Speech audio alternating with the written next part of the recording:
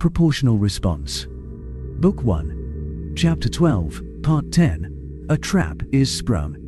Balud Komzor considered sitting on his hands to keep his webbing from flexing with anger and nerves.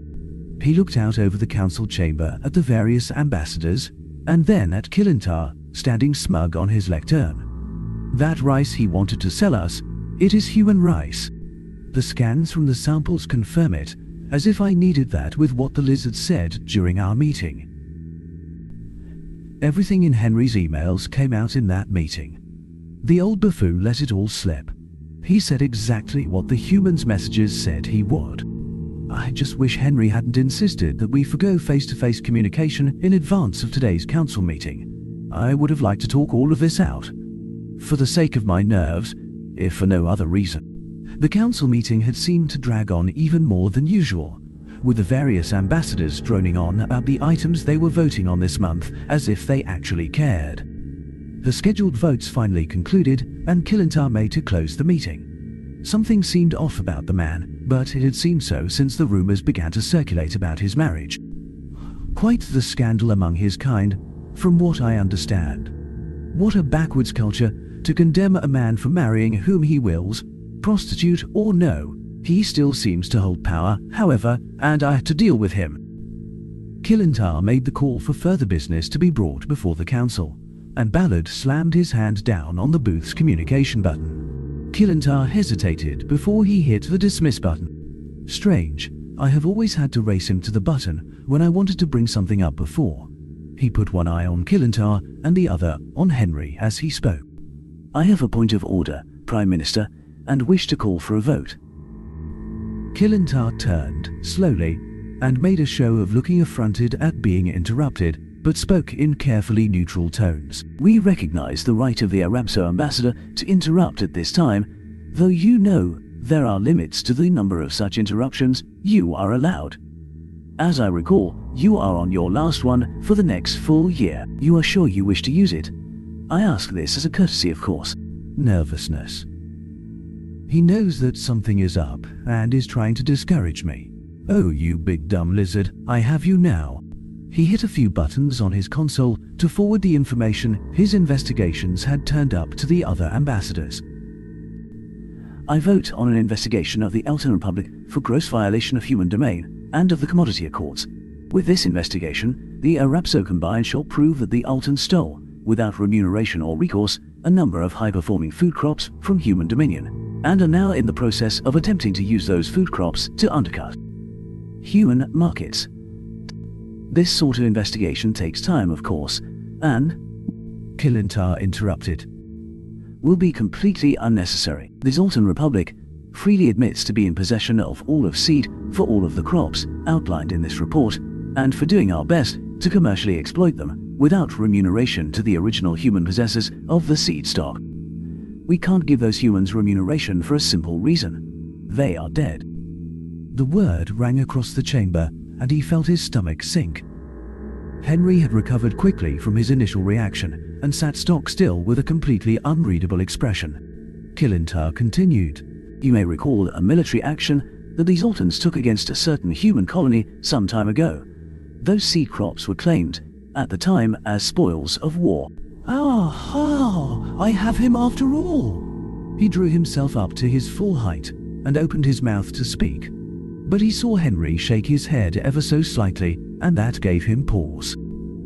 Henry scratched his nose, the signal they had worked out for abort, so he turned his left eye from Henry to Kilintar, and used his right eye to view the rest of the council chamber. For once, the gathered ambassadors seemed intensely interested in the proceedings, which did not help his nerves at all. He had no idea how to respond, and nearly decided to call the Prime Minister out despite Henry's wishes, but something about Kilintar's grin awakened further caution in him. At length, Kilintar leaned forward slightly to stare down his nose at him. What? You have an expression which indicates that we didn't properly register the spoils I mentioned, but we did. Unfortunately, everyone at the time was far more interested in the human posturing in response to a simple military action for anyone to properly read or even access our Form 1B5 KR. Kilintar made a broad gesture to make it clear that he spoke to his entire audience. You will find, if you care to look, that the forms were dutifully recorded in the proper time and in good order. The Exalted Republic has done nothing illegal, and there will be no investigation. Killentar then leaned forward over his lectern and gave his most carnivore's grin. The fact that there will be no investigation, however, does not mean that you haven't used your interruption. I expect that you will follow the rules of the Council for the next year, and don't think I won't hold you to it. There being no further business to be brought before this Council, this meeting is adjourned. Balud stood and stared straight ahead as he allowed everyone else to leave the Council chamber. He could see, out of the corner of his eye, Killentar try to gloat, but he kept both eyes fixed on the wall ahead of him. He wanted to sink into his seat, but didn't trust himself to move. Once silence fell on the Council chambers, he finally let his knees go and fell heavily into his chair. He'd spent a lot of political capital to get that evidence, not to mention the use of his last interrupt, and had several ambassadors who'd been on the fence about the humans willing to support him. No doubt they would consider their promises of support to be favors paid or owed, regardless of how this turned out. I can't even imagine the harm I've done to the Combine. I need to retire. Henry led me into a trap, or he was led into a trap. I should have known, should have checked my sources more carefully. The screen on his booth pinged, and he glanced at the message. And now, I have made an enemy of the humans. I don't blame Henry for demanding that I be replaced. Not that he needs to. There is no way that he heard movement behind him and turned to find one of his guards handing him a piece of paper, of all things. It held a note, written in one of the human languages, according to his translator, demanding that he get to the human embassy immediately. He glanced in the hall and saw a couple of human guards that weren't his. He stood and walked towards them. I am confused. First, one of the human soldiers held up a hand. You have an invitation, sir. You can come with us, or you can return to your embassy. We are simply to make sure you get to your destination safely. I don't know what just happened in there, but I know it has my boss very concerned. He sounded quite concerned about you. Will you come with me? Balud looked at the faces of his guards, human and Arabso alike, then turned his left eye to the human spokesman. I estimate this man would let me walk away. I also think my own human guards would fight these men if they tried to force me. Still, something about all of this is wrong. I am getting two different messages, one from the computer, one from these men, and the only place I am going to find answers is with the humans. He gestured for the human to lead the way, then for his own guards to take up positions. He made sure that he only had Arabso behind him. I hate feeling I can't trust the humans at this point.